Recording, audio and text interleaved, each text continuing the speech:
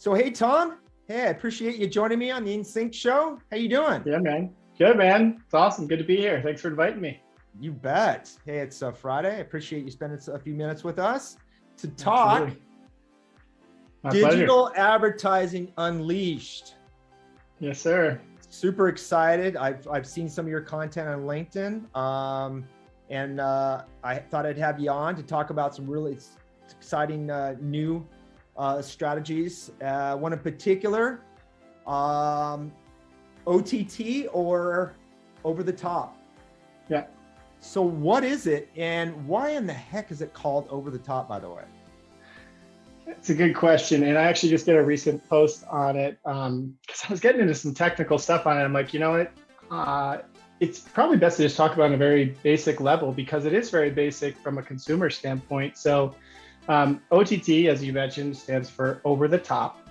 The way that, like a very simple way of thinking of it is it's high quality advertising delivered to a targeted audience through streaming or the internet. So basically over the top, over the cable box. So if you're streaming, whether that be on your TV, tablet, or you're listening to like audio, podcasts, anything streaming, that's lumped into OTT. And there's connected TV, there's different elements of it, but that's what OTT is. And the reason I say it's basic is because 80-90% of people are using some form of OTT every single day.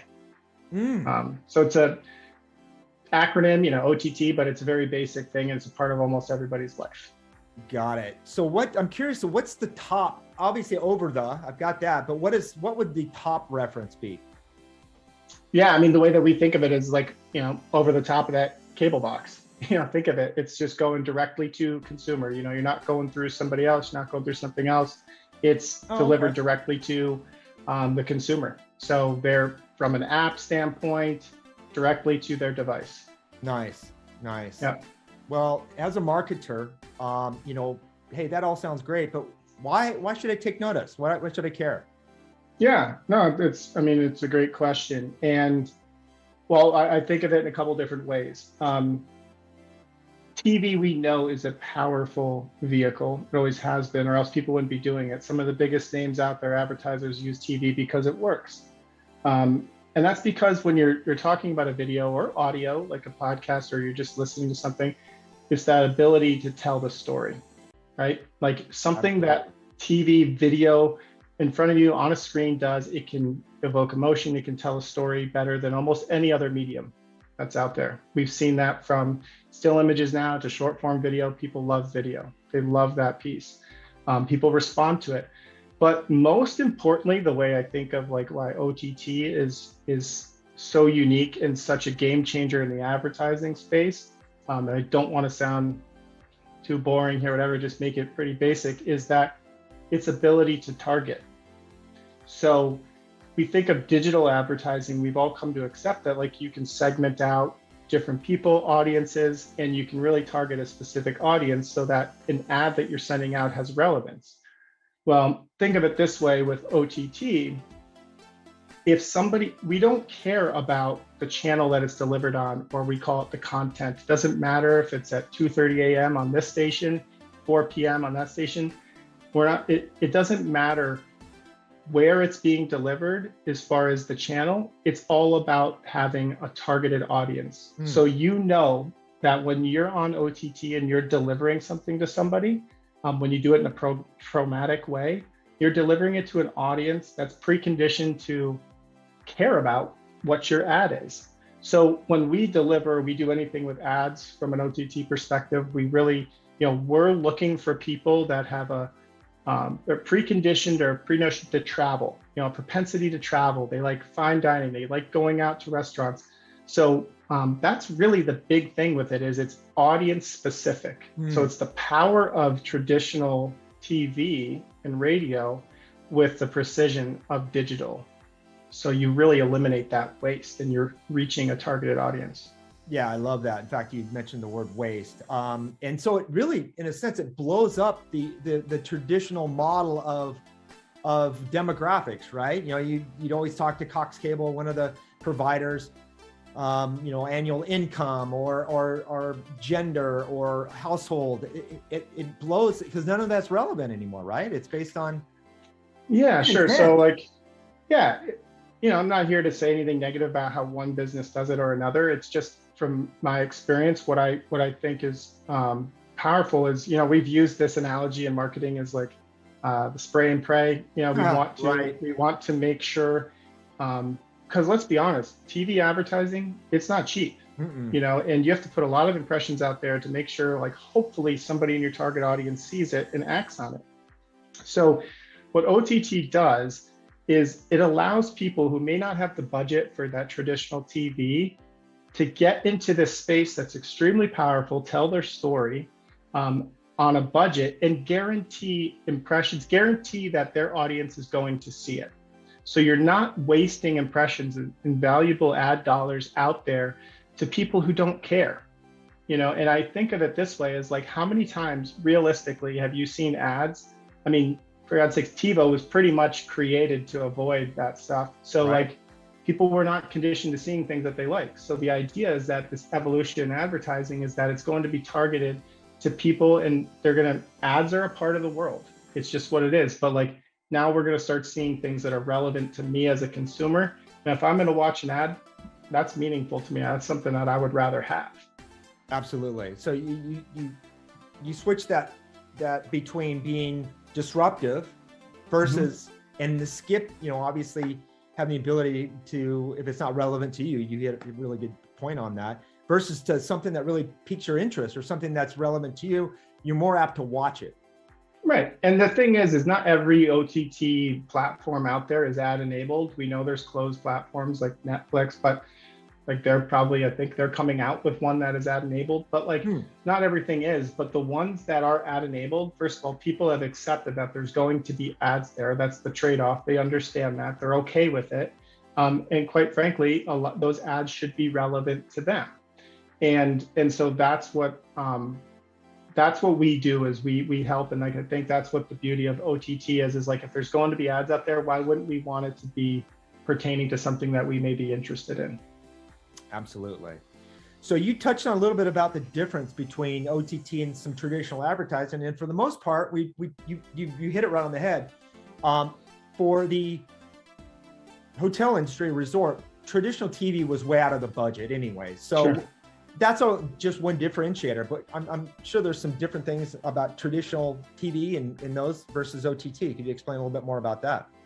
Well, I'm not going to speak for everybody, but I'll speak from my own experience. When I was at DOSM, I was approached many times. We had exciting things going on at whichever property I was at, and looking at all these opportunities, and we really wanted to get it out to the market. And there was a story to tell, but to your point, it's a restrictive budget. It's really hard to justify that type of budget when you didn't know what your return was going to be. Right. Like, and it's not always about measuring the return, but let's be honest, we answer to somebody, we have to tell them what's happening with these marketing dollars. We have to be good stewards of it.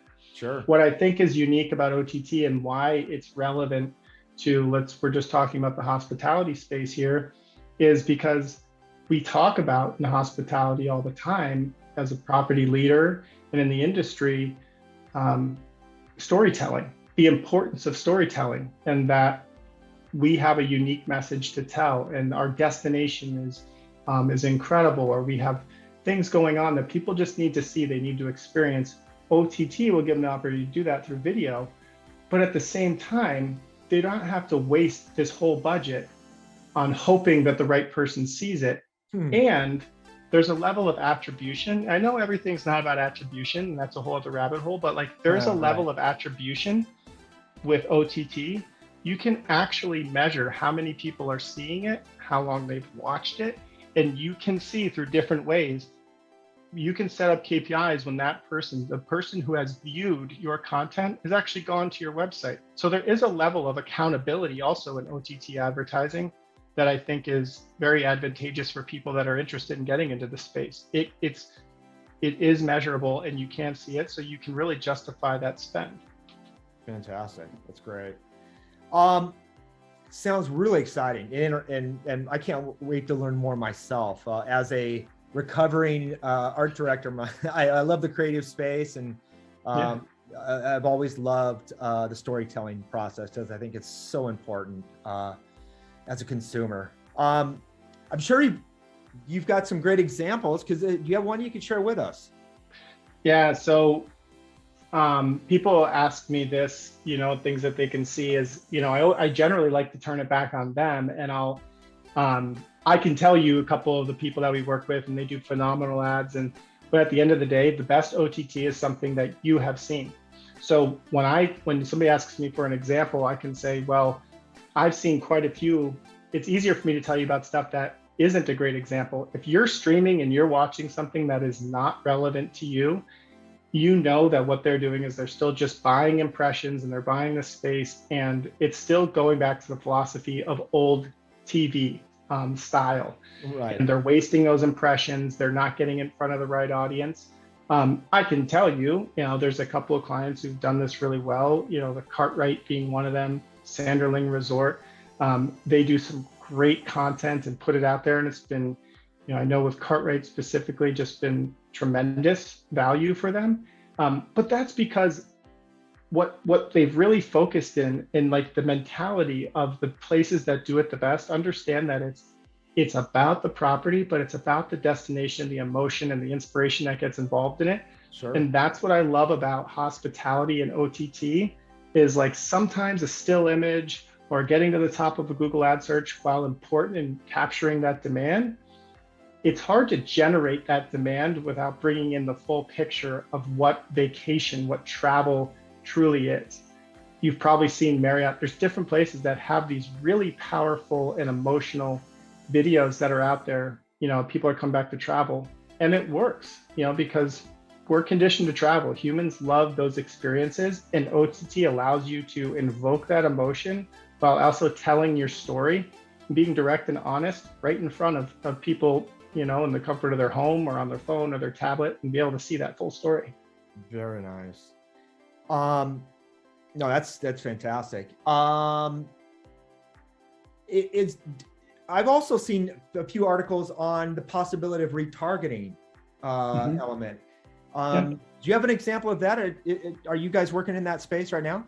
Yeah. So one way that we think of OTT also, when we talk about the emotional and the huge benefits of advertising and generating that demand, but it is a full funnel approach to marketing as well. And that's because you can literally use the same principles in your digital marketing with OTT. And you mentioned remarketing specifically, is we have data. You have people that have maybe gone to your website, or you have people that have been past customers, are part of like your newsletter. They've opted in, they're a part of what you do. And you can literally put those into, and this gets very technical, but there is the same exact way that you would do it on a digital marketing side to retarget somebody on like maybe a display ad, something along those lines. You can retarget people. If you have their information, you can retarget them, and they put ads in front of those same exact people.